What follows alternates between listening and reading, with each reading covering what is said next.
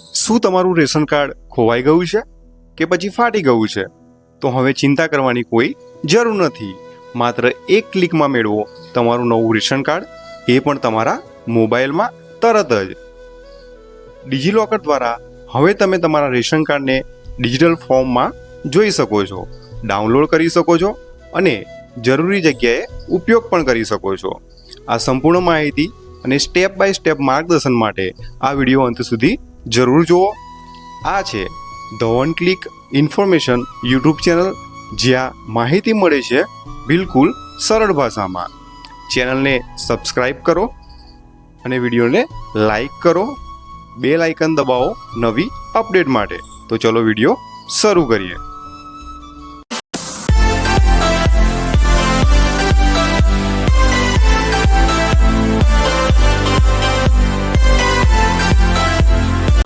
તો સૌપ્રથમ આપણે આપણા મોબાઈલમાં પ્લે સ્ટોર ઓપન કરી લઈશું. પ્લે સ્ટોર ઓપન કર્યા બાદ સર્ચ બારની અંદર ડિજિલોકર સર્ચ કરી લઈશું. ડિજિલોકર સર્ચ કર્યા બાદ આ મુજબ આપણને એપ્લિકેશન જોવા મળશે, જેને આપણે ઇન્સ્ટોલ કરી લઈશું. એપ્લિકેશન ઇન્સ્ટોલ થયા બાદ તેને આપણે ઓપન કરવાની રહેશે. એપ્લિકેશનને આપણે ઓપન કરી લઈશું. ત્યારબાદ આ મુજબ આપણને જોવા મળશે, જેમાં આપણે જે પણ ભાષા આપણે પસંદ કરવા માંગીએ તે ભાષા પસંદ કરી અને આગળ વધીશું. આ એપ્લિકેશનની ભાષા છે. આપણે જે પણ ભાષા પસંદ કરવા માંગીએ તે પસંદ કરી આગળ વધ્યા. ત્યારબાદ અહીંયા આપ જોઈ શકો છો લેટ્સ ગો, તેના ઉપર ક્લિક કરી અહીંયા આપ જોઈ શકો છો આપણે પહેલાં નવા છે એટલે રજિસ્ટ્રેશન કરવાનું રહેશે. તો ક્રિએટ અકાઉન્ટ છે, તેના ઉપર ક્લિક કરી આપણે આપણું અકાઉન્ટ બનાવવાનું રહેશે, જેમાં અહીંયા આપણે આપણું પૂરું નામ આધાર કાર્ડ પ્રમાણે, આપણી જન્મ તારીખ, આપણે અહીંયા મેલ ફિમેલ જે પણ હોય તે પસંદ કરીશું. ત્યારબાદ mobile number, email ID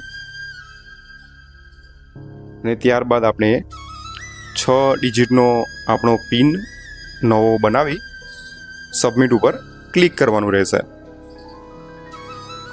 submit ઉપર ક્લિક કર્યા બાદ આપણા રજિસ્ટર મોબાઈલ નંબર ઉપર એક ઓટીપી આવશે, જે ઓટીપી અહીંયા દાખલ કરી અને સબમિટ ઉપર ક્લિક કરીશું.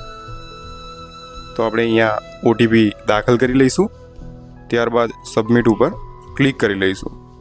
ત્યારબાદ આપણે અહીંયા આધાર નંબર વેરીફાઈ કરવાનો રહેશે, જે આપણે આધાર કાર્ડ નંબર નાખી નેક્સ્ટ ઉપર ક્લિક કરી લઈશું. આપણો આધાર કાર્ડ નંબર અહીંયા દાખલ કરી નેક્સ્ટ તેના ઉપર ક્લિક કરી અને આગળ વધીશું.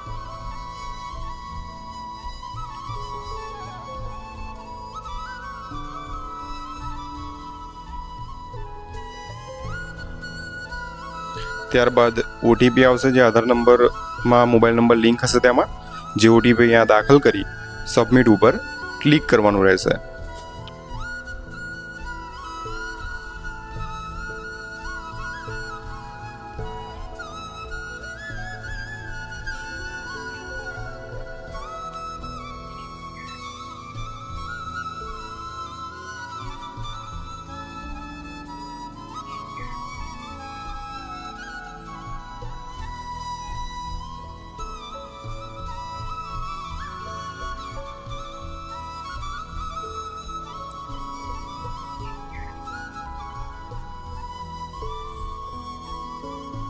ત્યારબાદ આપણે સક્સેસફુલી લોગિન.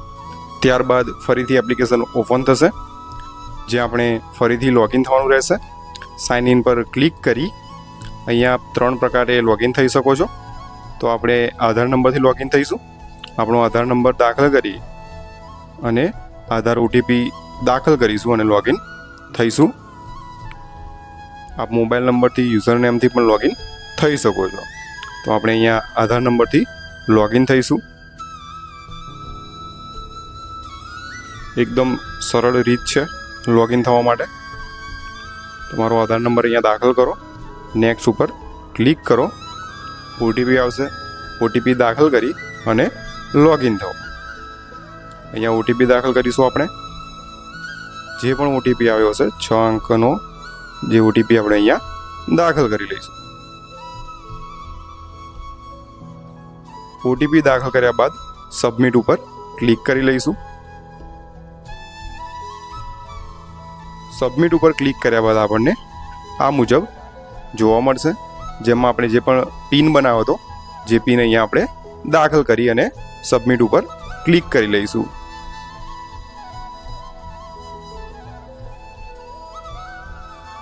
તો આ મુજબ આપણને ફરી આપણે હોમ સ્ક્રીન ઉપર લઈ જશે, જેમાં આપણે અહીં જોઈ શકો છો સર્ચ લખેલું છે, તેના ઉપર ક્લિક કરી સર્ચની અંદર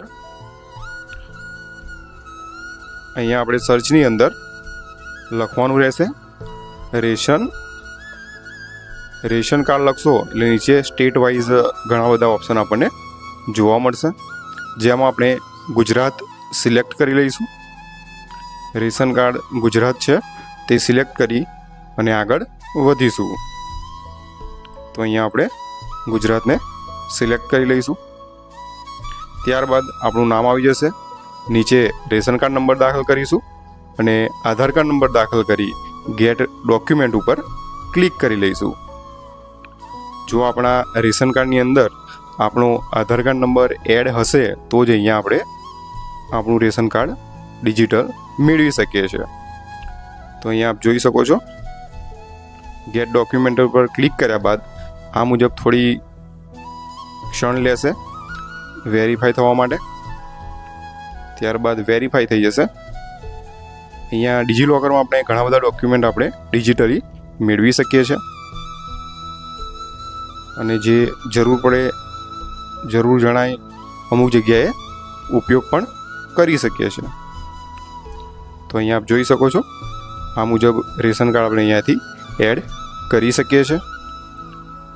તો આ મુજબ એડ થયા બાદ આપ જોઈ શકો છો રેશન કાર્ડ આ મુજબ આપણને જોવા મળશે. આ રેશન કાર્ડ આપણા ડિજિલોકરમાં એડ થઈ જશે અને અહીંયાથી શેર અને ડાઉનલોડ પણ કરી શકો.